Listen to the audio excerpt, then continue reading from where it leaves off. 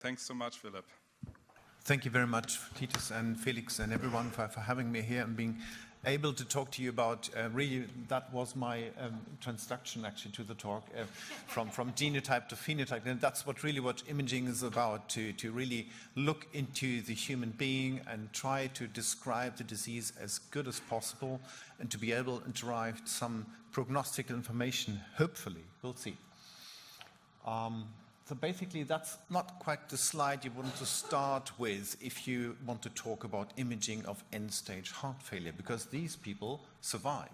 They're more than 60s, and Gerd Paul Diller has very nicely done some research, but just counted the local patients in the year 2000.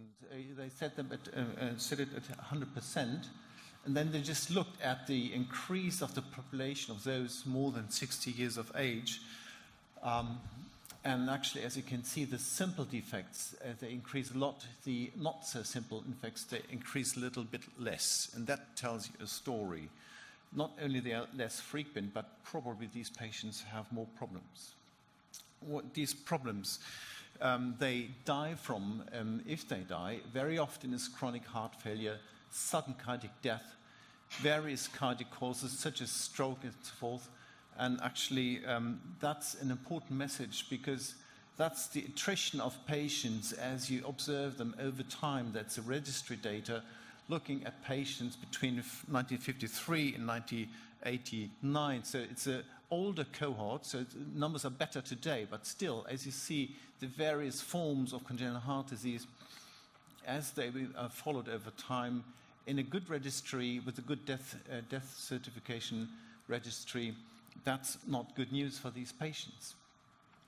Now, it sort of sets the stage for cardiovascular imaging in these patients. And essentially what we have to do is we have to really, we have to really look at this button here, yeah. We have to be able to quantify ventricular function and interaction. We have to look at the anatomy. We have to keep in mind that most often heart failure is a systemic disorder. So multi-systemic organ involvement needs to be incorporated in the imaging plan. We have to think about screening. We have to look into cause and effect relations of what we see. Is that really important for the disease progression, or is it just a bystander? We have to inform prognosis, if possible, and we have to inform the surgeon or the interventional cardiologist what to do and how to do that.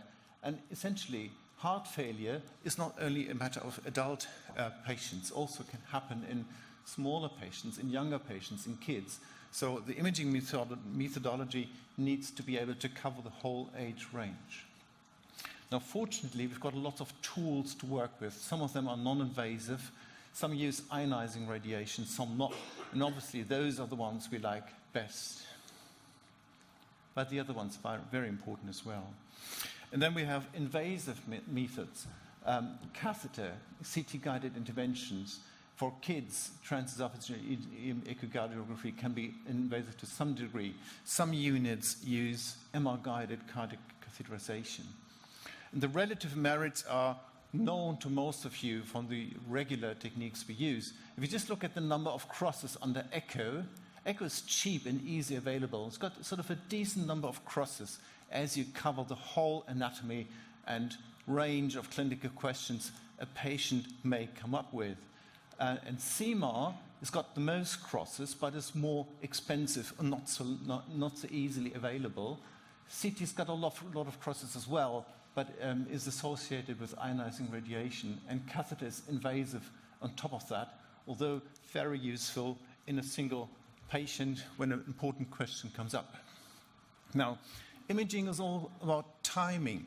Imaging is a costly thing to do, and the patient is undergoing something, has to go to hospital, has to be, receive contrast injections and all the rest of it. So you don't want to do that too often, but you don't want to do it too late. So that's a question that you have to sort of specify to a particular clinical question and a particular patient that you see in your office. So you don't want to do it too late. You need to know about disease-specific expected progression of the various players in the pathophysiology and progression of disease to be able to time this appropriately. And there's little data to help you with that. Well, we do know what is really accessible by imaging. So obviously it's anatomy, as we've heard. It's flow-dependent ventricular and atrial function, shunting, valvular function, stenosis, mass perfusion and scarring of the myocardium, as well as fibrosis and edema, pulmonary vascular resistance, distensibility of great arteries and vessels. So that's easy to do with imaging. Not quite so easy is diastolic function, although some say it is, some don't. Load-independent myocardial contractility in clinical settings, very difficult and very technical to assess. Titus has pioneered some good work on that, but still very difficult to do for a non-expert. Ventricular interaction, coupling, energetics, compliance, impedance, vascular reflection waves, very important in hypertension research and also in clinical practice, but difficult to measure. Now, if you just go by modality, cardiac MRI obviously has been standard for congenital heart patients for a long time and gives you all these wonderful techniques, slices to quantify the function and the mass of the ventricles and of the atria, and is able to provide you with image data. Some of them we've already seen in the talk from Sabine. But then, you know, is that adaptation what you see? Is it dysfunction? Is it failure? So somehow you need to relate your imaging data with what the patient presents and also with prognosis to be able to decide which is which. Now that is easy. I think that's too late. So this patient with tetralogy of Fallot must have avoided to see his doctor for a long time and is deep in trouble. Now that's why these patients may get in trouble, because of chronic pulmonary regurgitation, again very easy to image and to measure with MRI, and that can also be differentiated into right and left lung contribution to that regurgitation.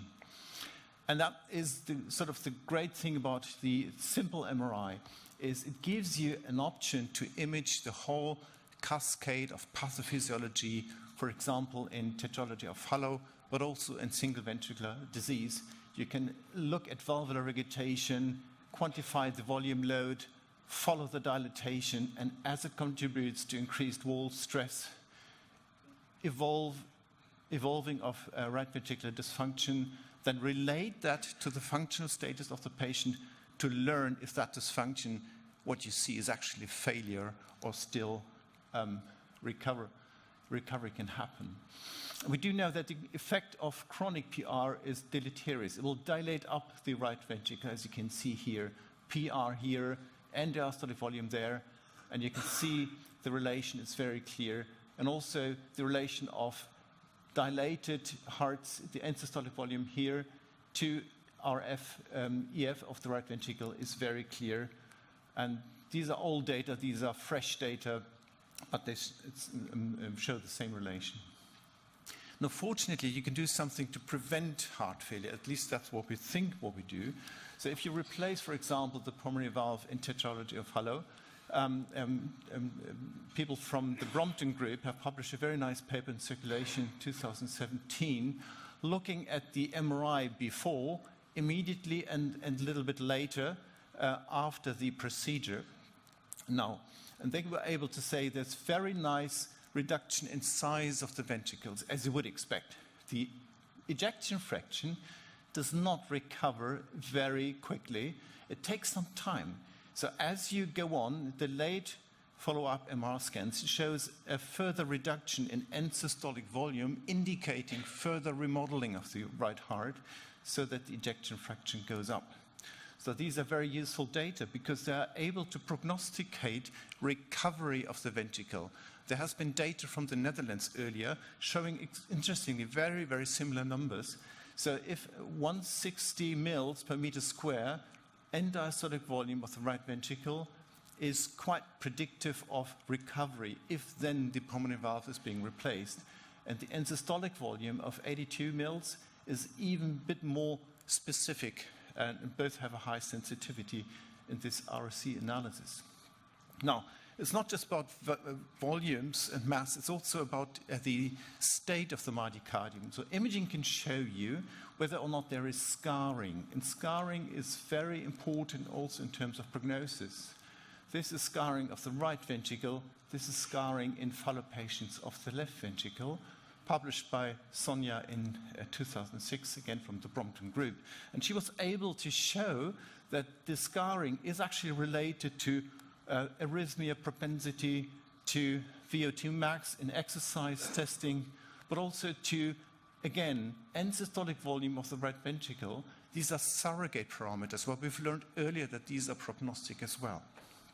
Now, scarring, no, it's not a surprise, is associated with the extent of dyskinesis, and the displacement map here shows the same thing. So essentially, if we look at the spatial extent of dyskinetic area, it is again related to ejection fraction, of which we've learned that it is prognostic. And the same is true for the magnitude of RV dyskinesis, as Rachel Wall published back in 2009 in Circulation.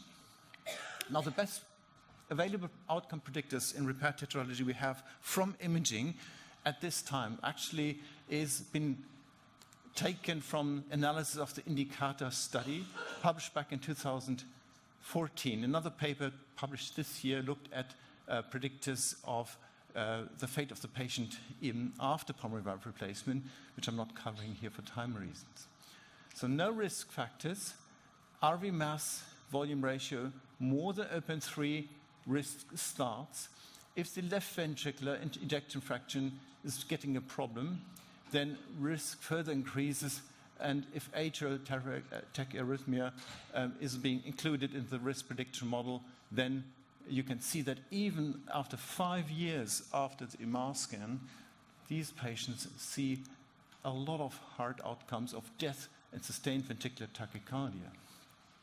But not only scarring, not only volumes, not only mass, it's also the function of the heart, the dyskinesis in itself. For example, of the left ventricle, that is important, but also the strain, the contractility, which you can pick up with both with MR and with echo. If strain is reduced, then this does have an effect on the prognosis of the patient, as has been shown by Gerd Diller's group using the competence data. Desynchrony also happens in Epstein's for the left ventricle, as you can see here in this desynchrony parametric view, very severe affectation of the septum here that is very likely to have an effect on the prognosis of the patient. Now, the patients also have acquired heart disease that imaging will have to cover. Now, this is a new sequence 3D perfusion imaging published from a British group that was able to very, very nicely show in an infarction patient, as you can see here, perfusion defects, and that's a straightforward methodology in older patients. Late guard enhancement and also T1 and T2 parametric imaging is another tool that can be used to follow the patient as they evolve heart failure over time. It can be quantified. Now, moving on to CT. CT is obviously has an emerging role because the radiation exposure tends to get lower as technology improves. The age CHD population with contraindications tends to increase. Complex treatment planning is what very often faces these patients and needs a high anatomical accuracy in the diagnosis of the current state. We need that for device imaging. We need it to image causative factors. This is a coronary fistula in a patient with a LV dysfunction. This was the cause that was discovered by CT. CT is able to image concomitant pulmonary disease, which is very often a big problem in grown-up patients with congenital heart disease. But CT can do a lot more. It can be multi-phase. You can actually image and quantify the ventricular function just as good as with MRI at the expense of ionizing radiation, but you can do it if you have to. You can get all sorts of imaging in terms of scarring, in terms of wall thickness changes, regional function variation, scarring here. So that's just as possible with CT as it is with CMR. Now this is just regional delayed myocardial contraction by MDCT. You can see here the curves of the regional wall motion that's displayed here in the global model of the heart and in the parametric on the right side of the slide. That can be used as a single shot modality if you want to CRT the patient to improve the synchrony of the ventricle. You can then relate the cardiac veins to the area of late mechanical activity, and that's obviously very useful if you wanted to do an effective CRT maneuver.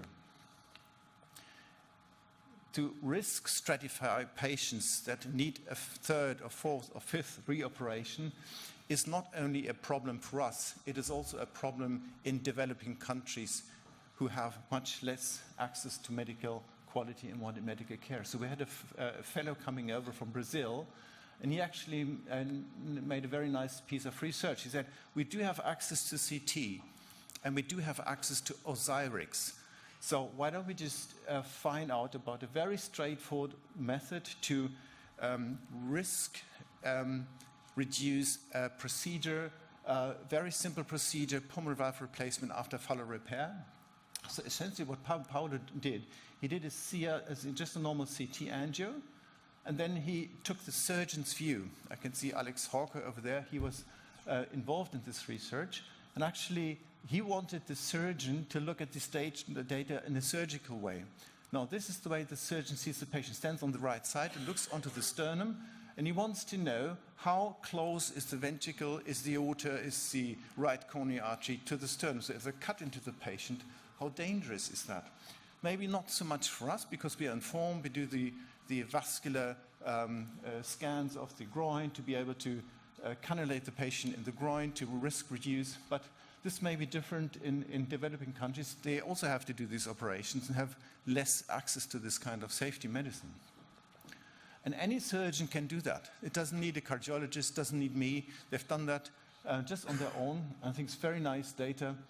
And these different views, this is to cannulate the aorta here.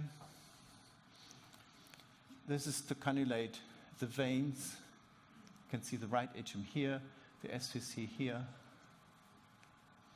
And then finally, it's about the pulmonary artery, so that's the standard view. Again, as the surgeon looks onto the patient from the right, standing to the right of the patient, lying before him. And these are different views. This is a rotational view, looking from upside down onto the artery and being able to display the coronary arteries, as you can see here, as they relate to the pulmonary artery. You can see the left atrial appendage here, and how easy it is in a beating heart to cut into the left atrium and to cause massive pulmonary, massive air embolism. So very nice work from Paulo, to be sent for publication very soon. Now, finishing off with echo. Well, I can't cover everything today, so I have to focus a little bit. I think echo is just wonderful because it's, we have it with us every day. It tends to be a little bit observer dependent, but still we have seen very, very nice improvements in terms of standardization more recently. And I think echo is the technique that will probably make a big difference in the future, because I do expect that machine learning will start to work with echo a lot more than with MRI, because it's so prevalent. We do so many scans, and it's so much in need for standardization, and this is where the computer certainly can help.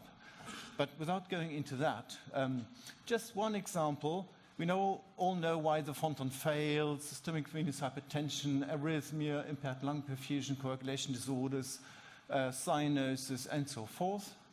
But then what can echo do to prognosticate that? Essentially, this is data from Sunil Jilani, published a while ago, where they looked at echo and MRI at these patients in order to prognosticate these. And they found that if they use global circular strain from echo and volumes from MRI, they were really able to prognosticate these patients very, very well. So that's another example of how important echo can be. Now, I skipped cardiac catheter. I'm very sorry for that, but I was asked to talk about modern imaging. And there's certainly image overlay in 3D, so that's sort of a revival of catheter a little bit. Anyway, as a summary, I think for imaging, we do need a team expertise. We as imagers, we need the surgeons to tell us what we see. So actually, we look together at these images, and the surgeon tells us, look, this is nonsense, I don't need that. So we do it better next time. Imaging ventricular function does inform prognosis. I think this is a very simple message, but a very important one. And function is not only ejection fraction, it's also strain, it's deformation, and it is synchrony. Further progress in terms of prognostication, I do expect from machine learning, as I said before. There's an ever-increasing importance of imaging to not only have a diagnostic anatomy, physiology, but we don't only need to know what the patient has. We need to know what to safely do about that. So diagnostics to plan treatment is very important. Sometimes people look at these arrays of diagnostic measures and say, look, my God, what you did to this patient is very expensive. But then the surgeon, they are the ones who need desperately the CT, sometimes a whole body CT, also imaging the vessels and the groin, to be able to safely get back into the patient for the third time, for the fourth time, for the fifth time. So be prepared to see more of that. And that's very likely to involve CT and all sorts of 3D imaging approaches. Now, summary, very briefly, echo, bedside, nice, available, great for valves, function, strain, prognosis, getting better on prognosis, probably with machine learning. MR is sort of the echo for the adult, if you like. But quite expensive, not so easy to get, but very, very versatile in what you can actually see in the patient, but probably has a downside to CT in terms of accuracy in anatomy, device imaging, treatment planning, fusion imaging, and so forth. Never forget about concomitant disease. And the catheter, well, I talked about catheter.